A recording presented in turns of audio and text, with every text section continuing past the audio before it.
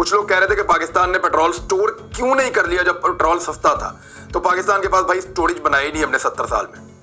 हमने कोई ऐसे बड़े बड़े टैंकर्स नहीं बनाए हुए या ऐसे ऑयल स्टोरेज के लिए हमने जगह नहीं बनाई हुई जहां पे हम ऑयल को स्टोर कर लें लंबे अरसे तक के लिए। लिहाजा पाकिस्तान स्टोर नहीं कर सकता और वो बहुत महंगे बनते हैं।